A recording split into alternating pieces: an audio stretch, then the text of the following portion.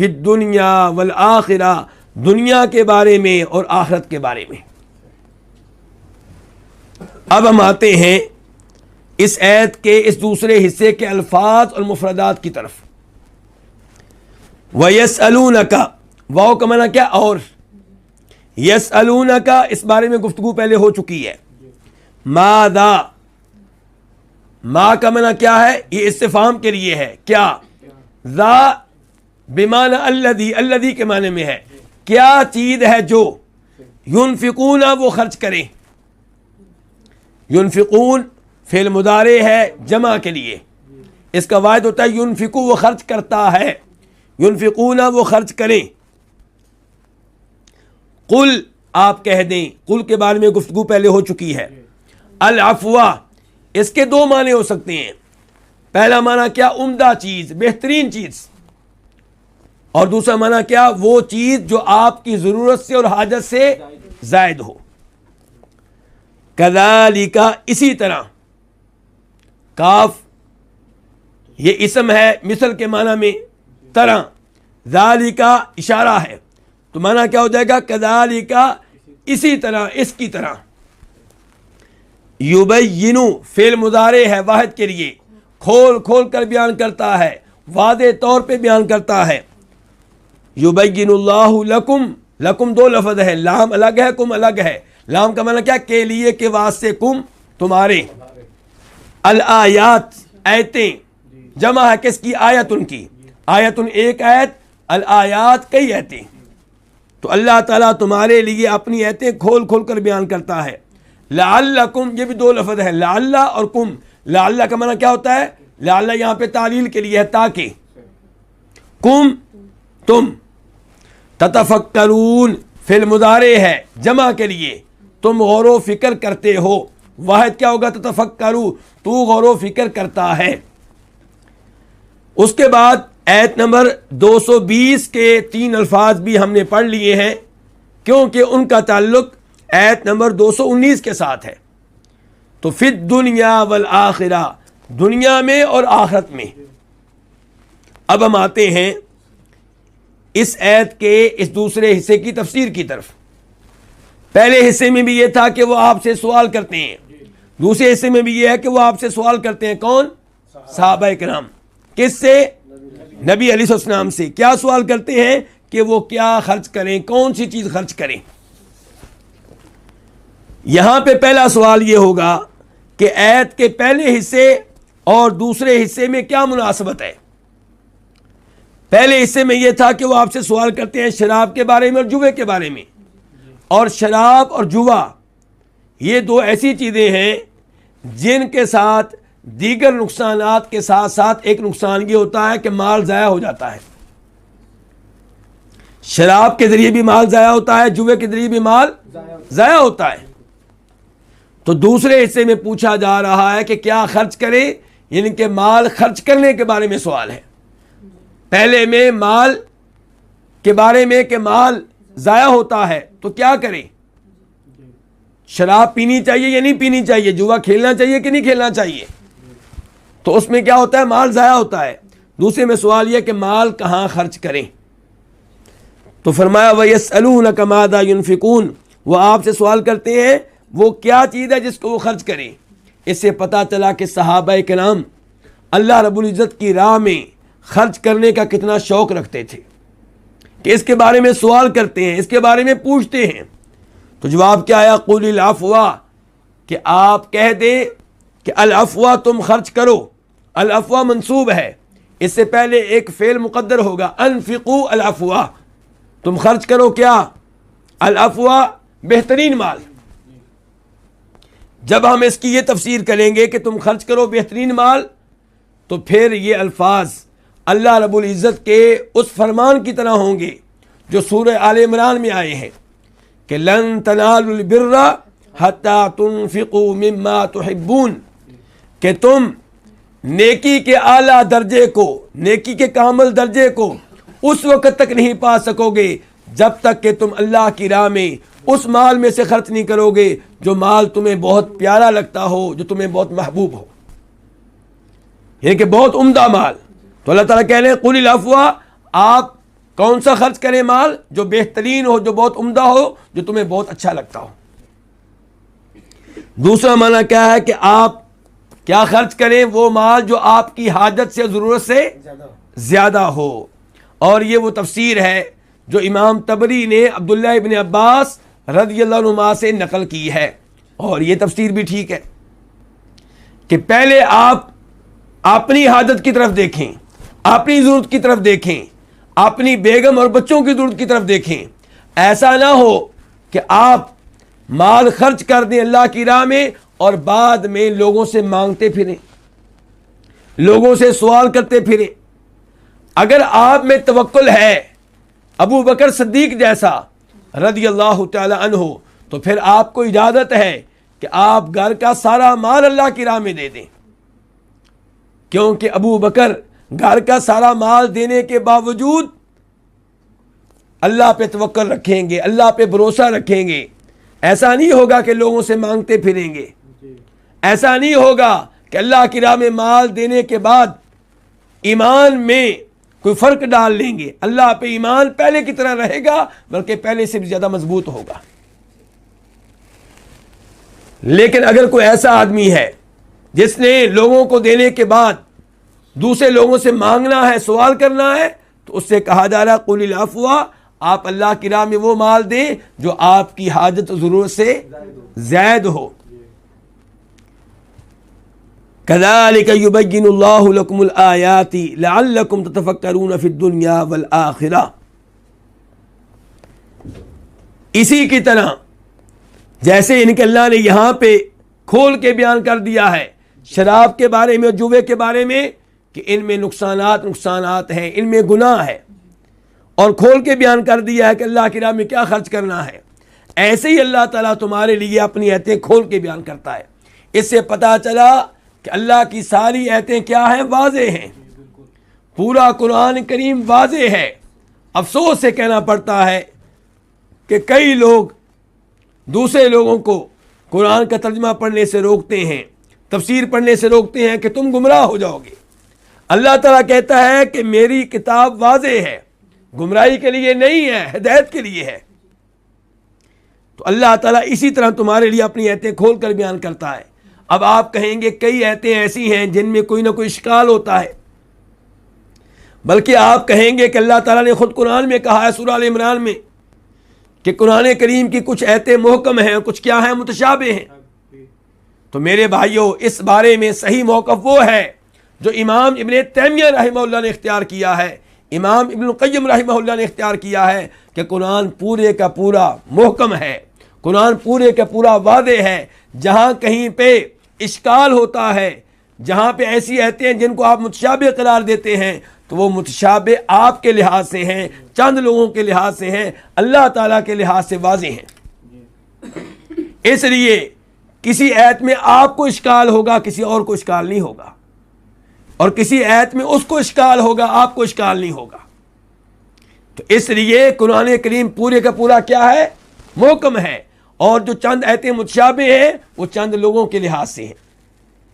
بلکہ یہاں پہ ایک حدیث ذکر کر دینا مناسب ہوگا جسے امام بخاری وغیرہ روایت کرتے ہیں، جس میں فرماتے ہیں نبی علیہ الصلوۃ والسلام الحلال بین والحرام بین، حلال چیزیں بالکل واضح ہیں، حرام چیزیں بالکل واضح ہیں، وبینہما امور مشتبہات لا یعلمہن کثیر من الناس، اور ان کے درمیان میں کچھ ایسے امور ہیں جو متشابہ ہیں جنہیں بہت سے لوگ نہیں جانتے۔ اللہ کے رسول نے یہ نہیں کہا کہ جنہیں کوئی نہیں جانتا، صلی اللہ علیہ وسلم کیا کہا ہے؟ کچھ امور متشابہ ہیں جنہیں بہت سے لوگ نہیں جانتے۔ اس کا مطلب یہ ہے کہ کچھ لوگ جانتے ہیں۔ تو خلاصہ کلام یہ ہے کہ اللہ کا قرآن واضح ہے، اللہ کا قرآن ہدایت ہے۔ فرمایا اسی طرح اللہ تمہارے لیے اپنی آیتیں کھول کھول کے بیان کرتا ہے، لعلکم تتفکرون، تاکہ تم غور و فکر کرو۔ لام لعل تعلیل کے لیے ہے۔ اس سے پتہ چلا کہ اللہ تعالیٰ جو بھی کام کرتے ہیں اس میں کوئی نہ کوئی حکمت ہوتی ہے۔ بسا اوقات اللہ حکمت بتا دیتے ہیں، بسا اوقات نہیں بتاتے، بسا اوقات ہمیں حکمت معلوم ہو جاتی ہے، بسا اوقات حکمت معلوم نہیں ہوتی، لیکن اس بات پہ بطور مسلمان یقین رکھیں اللہ کا کوئی بھی کام حکمت سے خالی نہیں ہے۔ لیکن یہاں پہ یہ بھی وارننگ دینا چاہوں گا، کوئی بھی یہ نہ کہے کہ میں اللہ کا یہ حکم تب مانوں گا جب مجھے اس کی حکمت سمجھ میں آ جائے۔ نہیں، آنکھیں بند کر کے اللہ کے ہر حکم پہ ایمان لائیں۔ البتہ حکمت معلوم ہو جائے اچھی بات ہے، نہ معلوم ہو تو کوئی مسئلہ نہیں ہے۔ اللہ تمہارے لیے ایتیں کھول کھول کے بیان کرتا ہے تاکہ تم غور و فکر کرو۔ غور و فکر کرو کس میں؟ دنیا میں اور آخرت میں، یعنی کہ دنیا کے امور میں اور آخرت کے امور میں غور و فکر کرو۔ امام قتادہ یہاں پہ کہتے ہیں تاکہ تمہیں پتہ چلے کہ آخرت دنیا سے افضل ہے۔ جب پتہ چل جائے گا غور و فکر کرتے ہوئے کہ آخرت دنیا سے افضل ہے، تو پھر آپ کسی چیز کے دنیاوی فائدے کی طرف نہیں دیکھیں گے۔ پھر آپ یہ نہیں دیکھیں گے کہ شراب میں کچھ نہ کچھ فائدہ ہے جی، جوے میں کچھ نہ کچھ فائدہ ہے جی، مال جو ہے بچا کر رکھیں تو اس میں فائدہ ہے۔ پھر آپ آخرت کو ترجیح دیں گے اور آپ شراب کو چھوڑ دیں گے، جوے کو چھوڑ دیں گے اور عمدہ مال اللہ کی راہ میں خرچ کرنے کی کوشش کریں گے۔ اس کے بعد اللہ رب العزت ارشاد فرماتے ہیں آیت نمبر 220 میں، وَيَسْأَلُونَكَ عَنِ الْيَتَامَى قُلْ إِصْلَاحٌ لَهُمْ خَيْرٌ وَإِن تُخَالِطُوهُمْ فَإِخْوَانُكُمْ وَاللَّهُ يَعْلَمُ الْمُفْسِدَ مِنَ الْمُصْلِحِ وَلَوْ شَاءَ اللَّهُ لَأَعْنَتَكُمْ إِنَّ اللَّهَ عَزِيزٌ حَكِيمٌ۔ اور وہ آپ سے سوال کرتے ہیں یتیموں کے بارے میں، آپ کہہ دیں ان کی خیر خواہی کرنا بہت اچھی بات ہے، اور اگر تم انہیں اپنے ساتھ ملا لو تو وہ تمہارے بھائی ہیں، اور اللہ تعالیٰ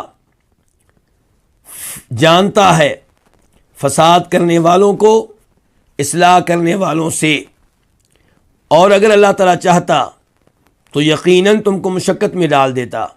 بے شک اللہ تعالیٰ ہر چیز پہ غالب ہے، بہت حکمت والا ہے۔ اب ہم آتے ہیں اس آیت کے الفاظ اور مفردات کی طرف۔ وَيَسْأَلُونَكَ، اور وہ آپ سے سوال کرتے ہیں، اس بارے میں پہلے گفتگو ہو چکی ہے۔ عَنِ الْيَتَامَى، یتامہ یتیم ان کی جمع ہے۔ یتیم اس بچے کو کہتے ہیں جس کا باپ فوت ہو چکا ہے جب کہ وہ بچہ ابھی بالغ نہیں ہوا۔ اگر کوئی بالغ ہو اور اس کا باپ فوت ہو جائے تو اس کو یتیم نہیں کہیں گے۔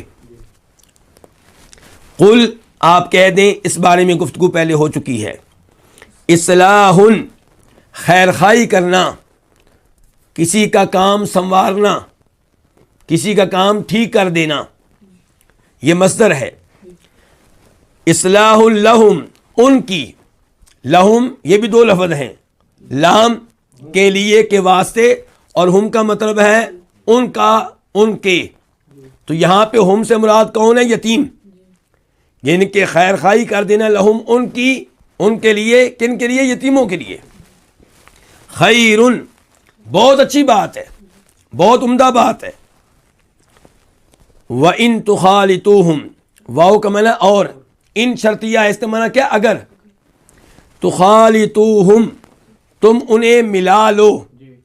تُخَالِطُوهُمْ دو لفظ ہیں، تُخَالِطُو اصل میں تھا تُخَالِطُونَ، فعل مضارع جمع کے لیے، تم ملا لیتے ہو، خلط ملط کر لیتے ہو۔ اس کا واحد کیا ہوگا؟ تُخَالِطُ، تو ملا لیتا ہے، خلط ملط کر لیتا ہے، لیکن نون گر گیا ہے ان کی وجہ سے، تو معنی کیا ہے؟ تُخَالِطُوهُمْ، تم ان کو ملا لو، کن کو؟ یتیموں کو۔ ہم ضمیر جو ہے یتیموں کی طرف جا رہی ہے۔ فَإِخْوَانُكُمْ، تو وہ تمہارے بھائی ہیں۔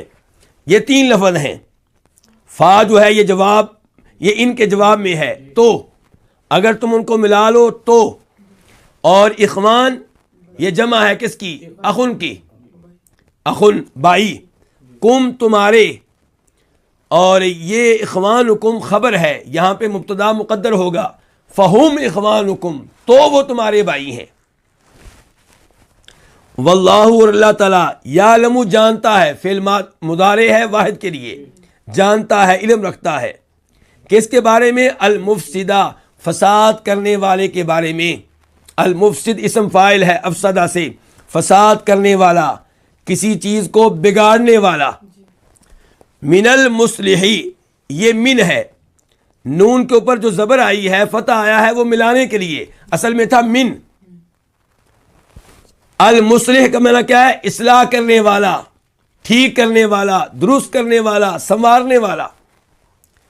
من جو ہے اس کے بارے میں کہتے ہیں کہ من یہ وہ ہے جو دو ایسی چیزوں کے بیچ میں آتا ہے جو ایک دوسرے کی ضد میں ہوں. فساد کرنے والا، اس کی ضد کیا ہے؟ اصلاح کرنے والا. کسی کام کو بگاڑنے والا، اس کی ضد کیا؟ کسی کام کو سنوارنے والا. تو ان کے بیچ میں کیا آیا ہے؟ من آیا ہے. اور کچھ علماء کرام کا موقف یہ ہے کہ یہ من جو ہے یہ بتا رہا ہے کہ یعلم جو ہے یہ یتمیزو کا معنی بھی اپنے اندر لیے ہوئے ہے. یعلم یہ معنی بھی دے رہا ہے کہ اللہ علم رکھتا ہے، اور یہ معنی بھی دے رہا ہے کہ اللہ علم رکھتا ہے اور فرق کرتا ہے. اللہ تعالیٰ شناخت رکھتا ہے. اللہ تعالیٰ جانتے ہیں کہ فساد کرنے والا کون ہے، اصلاح کرنے والا کون ہے. ولو شاء المصلح، اصلاح کرنے والا، یہ بھی اسم فاعل ہے. ولو واو کا معنی اور، لو کا معنی کیا؟ اگر. شاء چاہتا، اللہ تعالیٰ، شاء فعل ماضی ہے واحد کے لیے. لآنتکم، یہ تین لفظ ہیں، لام، آنتا اور کم. لام تاکید کے لیے ہے، جس کا معنی آپ بے شک کر سکتے ہیں، یقیناً کر سکتے ہیں، بلا شبہ کر سکتے ہیں. آنتا فعل ماضی ہے واحد کے لیے، مشقت میں ڈالتا. کم تمہیں. ان اللہ، ان بھی تاکید کے لیے ہے، بے شک، یقیناً، بلا شبہ. عزیز فعیل کے وزن پہ، غالب، بہت غالب، ہر ایک پہ غالب. حکیم فعیل کے وزن پہ حکمت والا، نہایت حکمت والا، بہت حکمت والا.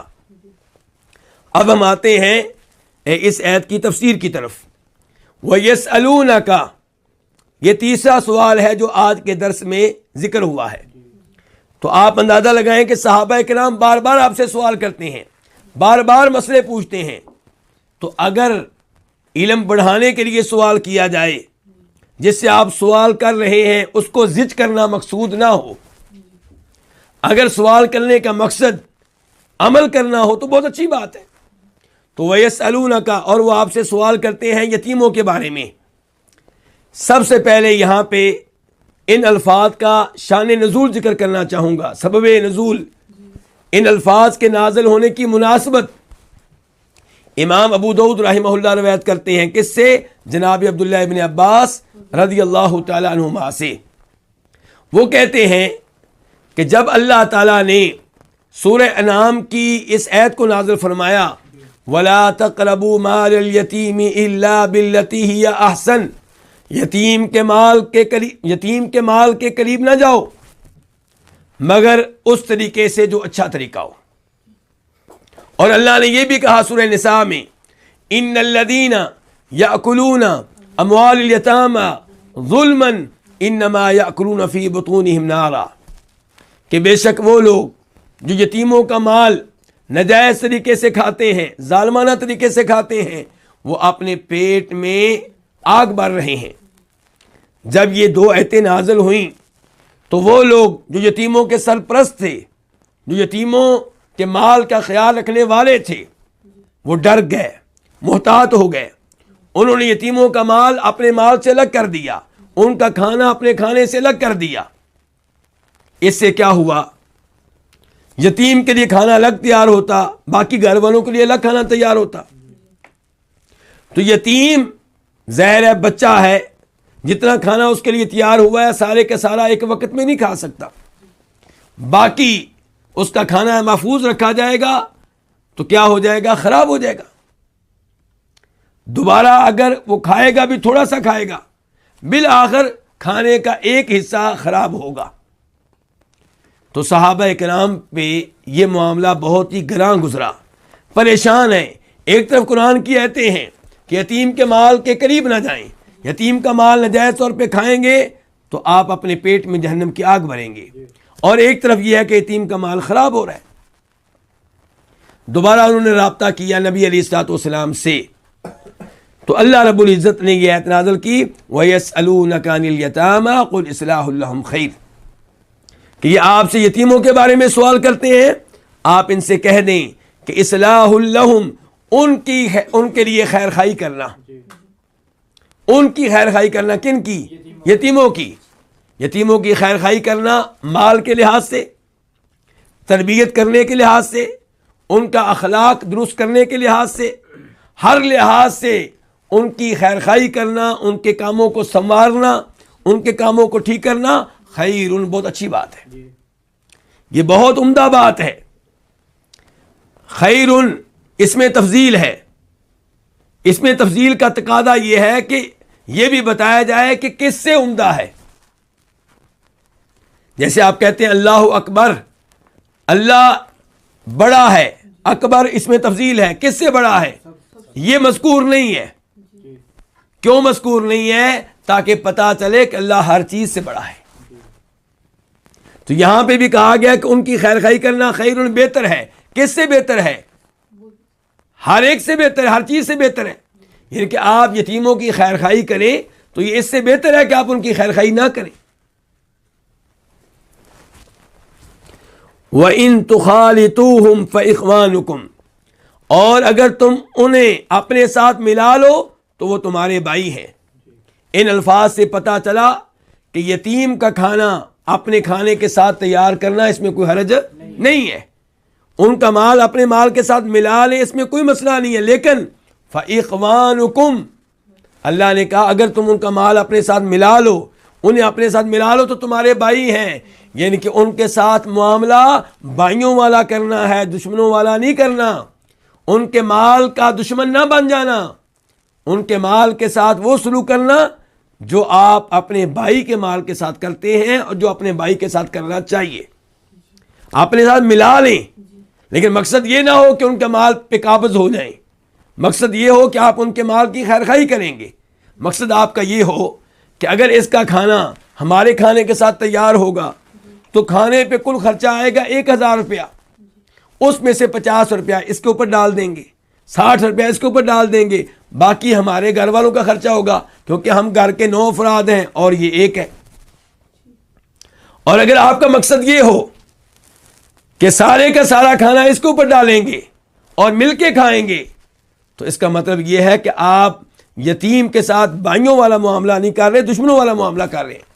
یعنی کہ 1000 روپے کا کھانا تیار ہوا، سارے کا سارا آپ نے اس کے اوپر ڈال دیا۔ تو فرمایا وَإِن تُخَالِطُوهُمْ فَإِخْوَانُكُمْ، اور اگر تم انہیں اپنے ساتھ ملا لو کھانے پینے میں تو وہ تمہارے بھائی ہیں۔